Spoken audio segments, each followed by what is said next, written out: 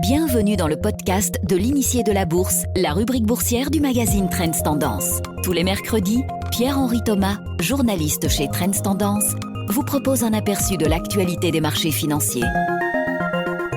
Ce podcast est réalisé avec le soutien de Keytrade Bank, leader incontesté du trading en ligne en Belgique. Bonjour à toutes et à tous et bienvenue dans le podcast de l'initié de la bourse. Alors oui, nous nous acheminons tout doucement vers la fin d'une année 2020 qui, sur bien des points, est vraiment sortie de l'ordinaire.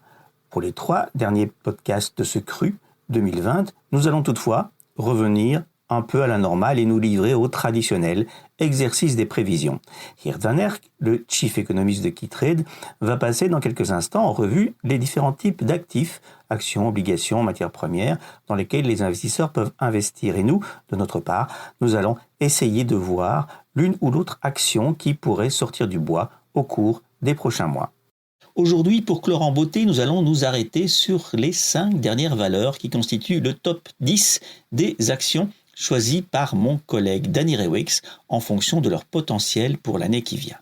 Commençons par Inventiva. La société française de biotechnologie a présenté cette année des résultats cliniques très prometteurs dans le domaine de certaines maladies hépatiques graves et plus particulièrement dans ce qu'on appelle l'hépatite de stéatose non alcoolique ou NASH.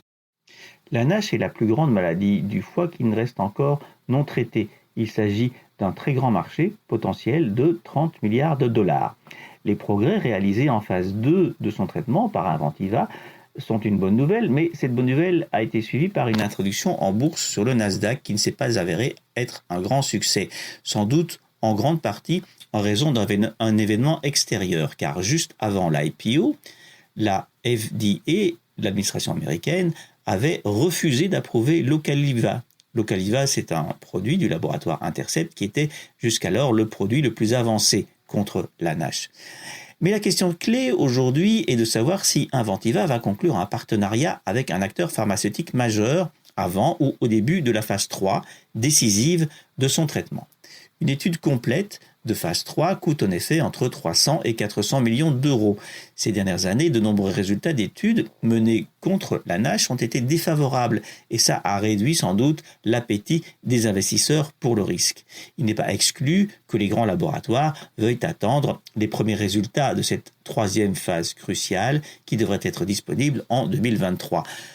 Inventiva semble donc aujourd'hui disposée à réaliser cette dernière phase elle-même. Elle pourrait la financer en cherchant un partenariat pour une autre molécule prometteuse en cours de développement, l'odiparcil. Il s'agit d'un médicament candidat pour traiter une des 5 formes d'une maladie métabolique héréditaire, la mucopolysaccharidose.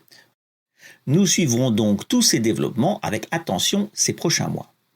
Parlons maintenant d'Ontex, le premier fabricant de solutions d'hygiène personnelle pour bébés, les couches, pour les femmes ou pour les personnes âgées. Ontex est, comme on dit, à la croisée des chemins d'abord en termes de management. En juillet dernier, souvenez-vous, on apprenait, en marge de la publication des résultats semestriels, le départ du CEO Charles Boisiz, qui dirigeait l'entreprise depuis 2012. En novembre, la publication des résultats du 3e trimestre n'a pas été une grande source de réjouissance non plus. Le groupe a enregistré des revenus en baisse de 12% par rapport au 3e trimestre de 2019 à 508 millions d'euros. L'EBITDA suit la même tendance, en repli de 7%. Un comité stratégique s'est mis en place pour passer en revue toutes les activités et définir une nouvelle stratégie. Le plan Transform to Grow, qui avait été lancé auparavant, doit encore être intensifié et on attend de ce plan une économie supplémentaire de 11 millions d'euros par an. L'objectif est de retrouver une croissance durable, à la fois des revenus et des bénéfices. Mais il y a du positif quand même dans toutes ces nouvelles. D'abord, la marge d'exploitation qui s'est améliorée pendant 4 trimestres consécutifs. Et puis, si l'endettement reste élevé, il a quand même diminué un peu en 2020, qui est malgré tout une année de crise. À 0,8 fois la valeur comptable, l'action reste bon marché. On pourrait donc offrir une des histoires de redressement les plus prometteuses sur Euronext Bruxelles aux investisseurs. Et puis nous avons PostNL. La crise sanitaire a accéléré la transformation des postes néerlandaises d'une entreprise postale classique vers un acteur logistique qui distribue marginalement du courrier. Le centre de gravité de PostNL tant en termes de chiffre d'affaires que de bénéfices, s'est définitivement déplacé vers la livraison de colis.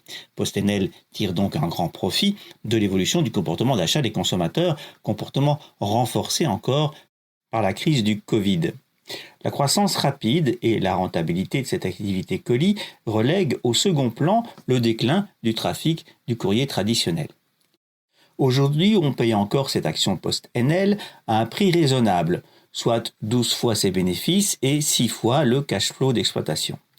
PostNL a les moyens en plus de verser un dividende ces prochaines années grâce à la hauteur de son cash flow et à la baisse de son taux d'endettement.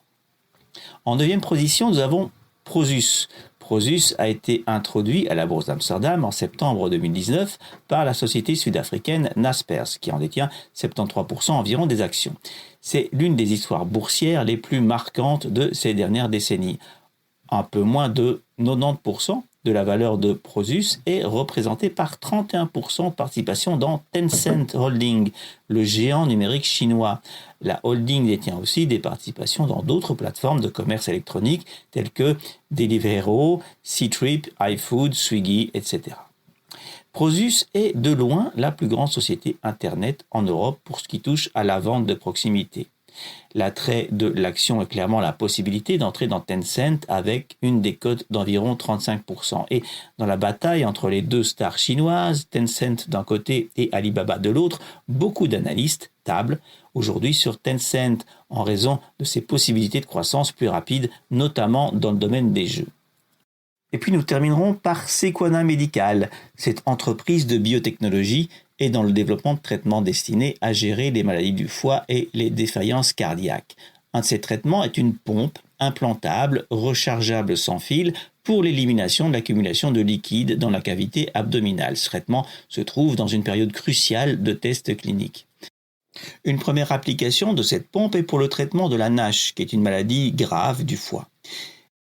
La pompe va traiter l'accumulation de liquide dans l'abdomen qui a été causée par la maladie et cette pompe a donné des résultats prometteurs aux États-Unis dans un premier test.